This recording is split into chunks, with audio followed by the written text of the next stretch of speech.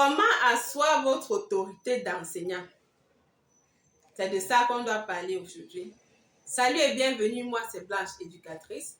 Ici, je vous accompagne dans le processus d'éducation de vos enfants en vous donnant des conseils qui vont vous permettre de bien jouer votre rôle dans l'éducation de vos enfants, favorisant par la suite leur réussite scolaire, professionnelle et émotionnelle. Je vais commencer par vous dire pourquoi est-ce qu'il est important qu'un enseignant ait de l'autorité sur ses élèves et par la suite vous dire des actions que vous allez mener au quotidien pour asseoir votre autorité d'enseignant.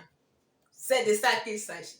C'est donc quoi l'autorité de l'enseignant sur ses élèves?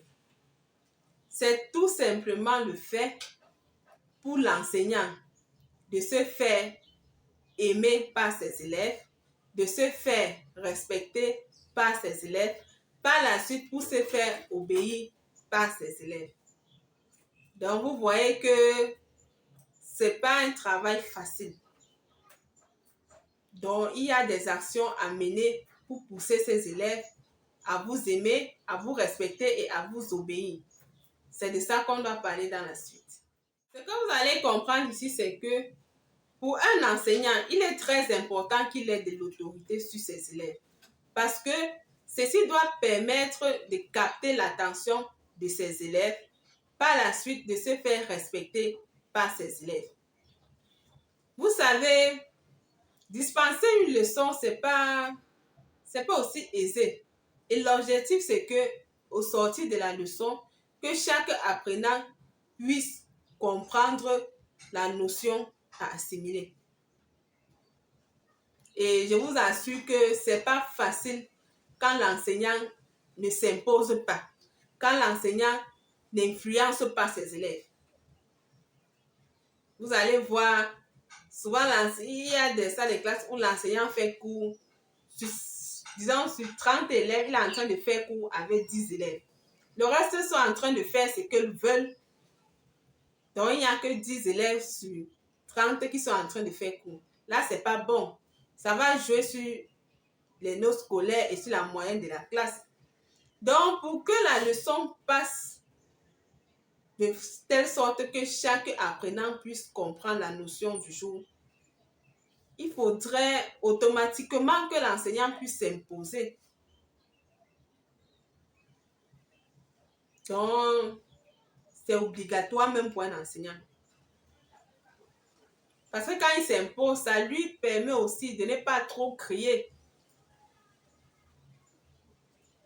Ce que vous allez comprendre aussi, c'est que l'enseignant est le maître de sa salle de classe. Ça veut dire, il est le propriétaire de sa salle de classe.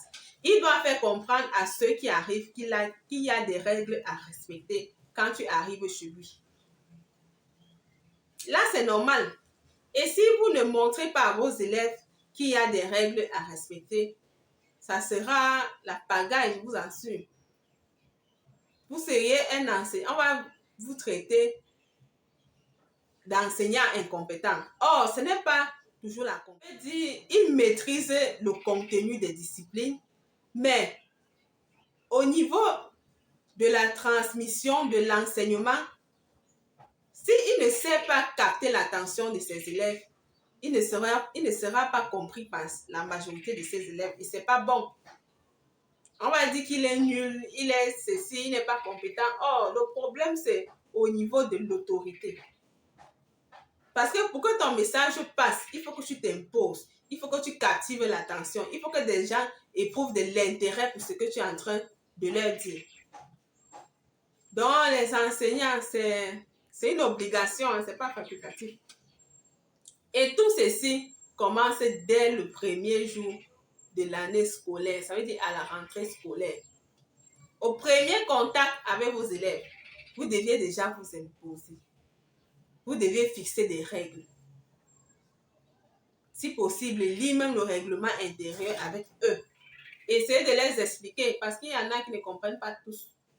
Donc, la première chose que vous deviez faire pour asseoir votre autorité chez vos élèves, c'est d'abord d'être un modèle pour eux. Vous devez prêcher par l'exemple. Vous n'allez pas, par exemple, dire aux élèves, il faut arriver à l'école à l'heure, il faut venir à l'école tous les jours. Et vous-même, vous êtes le premier à être retardataire et à être absent. Donc, c'est ça, prêcher par l'exemple, être un modèle. Il faudrait que l'élève vienne vous trouver à l'école. Ça veut dire que vous êtes arrivé à l'école avant l'élève. Là, c'est un message que vous êtes en train de transmettre aux élèves, mais un message indirect, qu'il faut être à l'heure. Deuxièmement, vous deviez savoir accueillir vos élèves quand ils arrivent à l'école. Ça veut dire vous devez être là à l'heure, les attendre à la porte. Chaque élève qui arrive, vous devez lui dire bonjour en lui regardant dans les yeux. Oui, c'est très important parce que même le regard, c'est un moyen de communication. Et aussi, ça doit permettre à l'enfant de s'ouvrir à vous au cas où vous constatez que l'enfant a un problème et que vous lui posez des questions pour comprendre ce qui ne va pas. Deuxièmement, vous devez aimer vos élèves. Ici, on parle d'un amour désintéressé, quoi. Les aimer en tant que vos élèves, en tant que des personnes.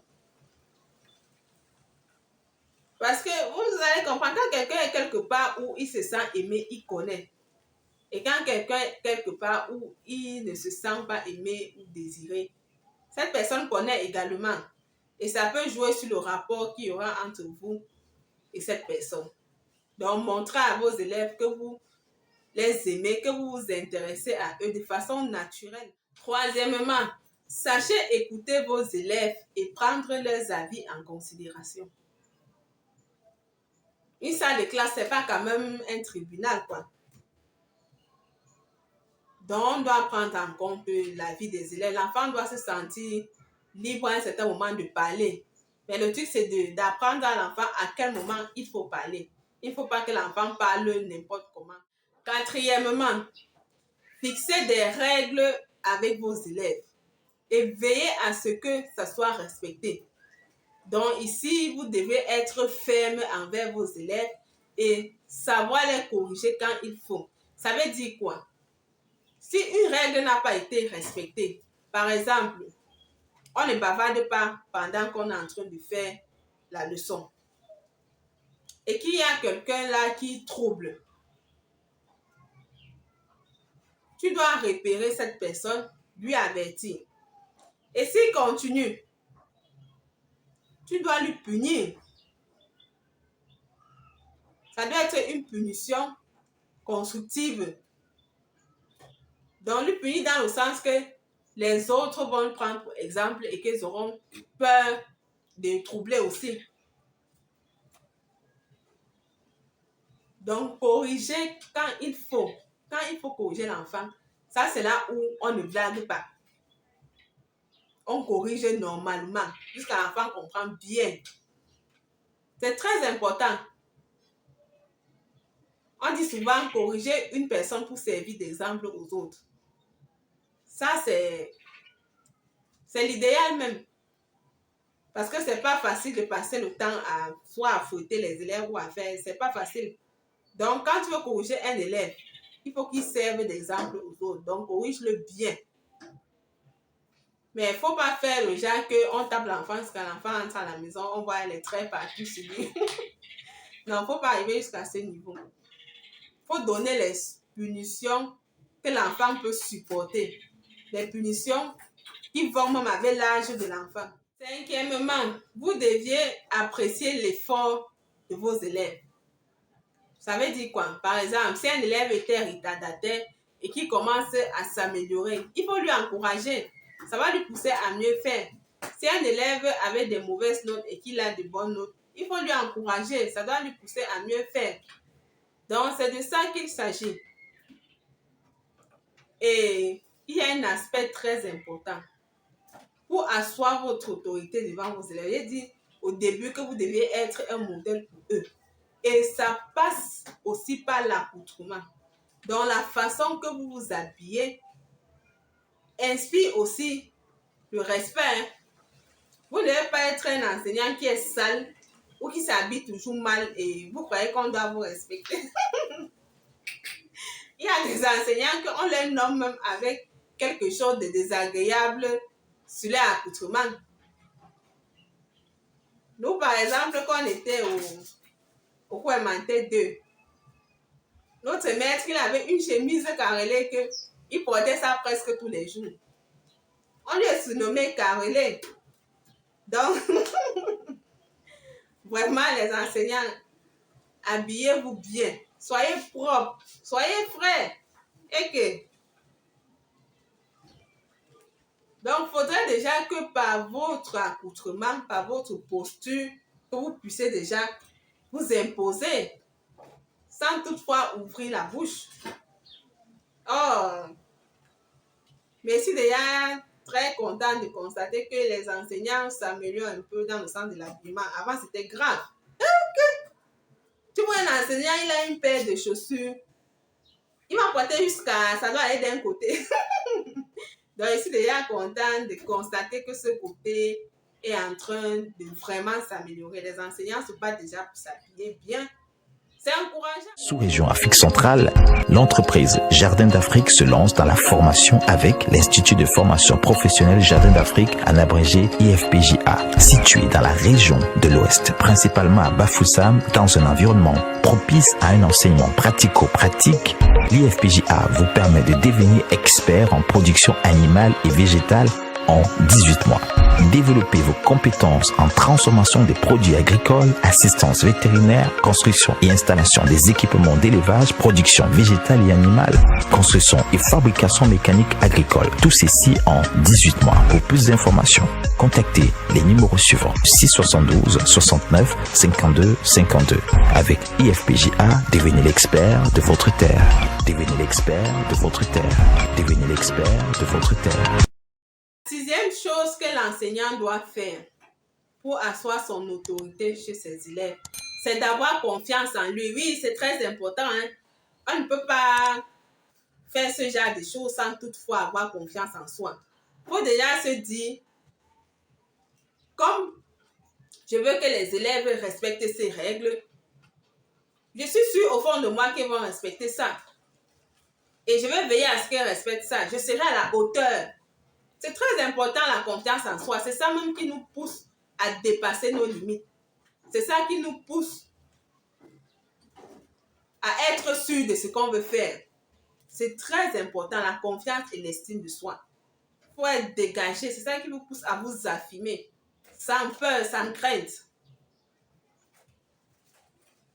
La confiance en soi, c'est quelque chose. Pour finir, la huitième chose que l'enseignant doit faire pour asseoir son autorité chez ses élèves, c'est d'avoir le sens des relations.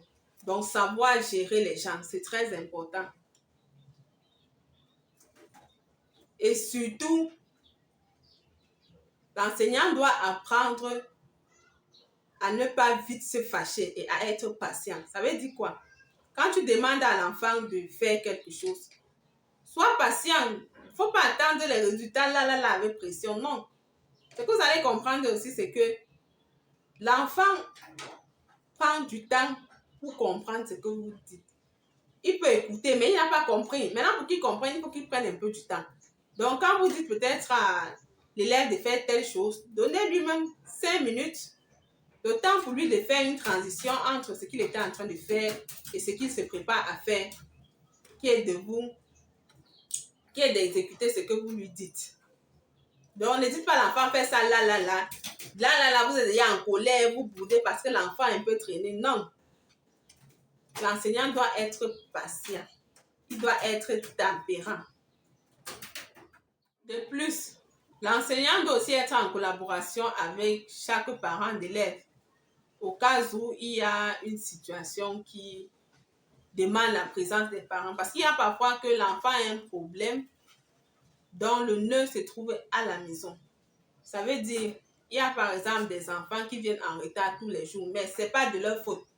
C'est à l'heure où l'enfant va aller à l'école que la mère trouve qu'il n'a pas fait ci, il n'a pas fait ça, ou qu'il doit faire ci, ou qu'il doit faire ça. Là, tu es obligé d'interpeller le parent, puisque à ce niveau, l'enfant ne peut pas régler le problème, vu qu'il est influencé à la maison par le parent.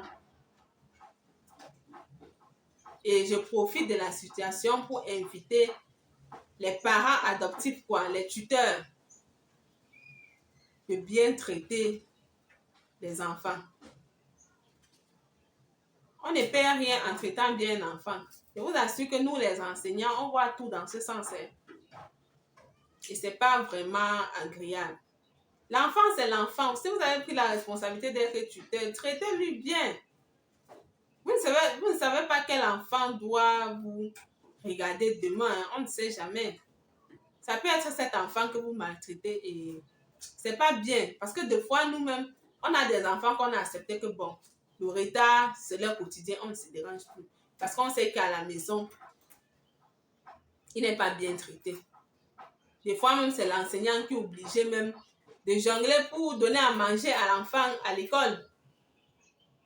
C'est pas bien, c'est pas bien. Là, vous vous vendez même négativement. Et parfois, quand on va même envers les parents, c'est plutôt un conflit qui s'installe là, et c'est l'enfant qui subit encore plus. Donc, les tuteurs là, pardon, c'est une prière. Regardez bien vos enfants, ne faites pas de discrimination.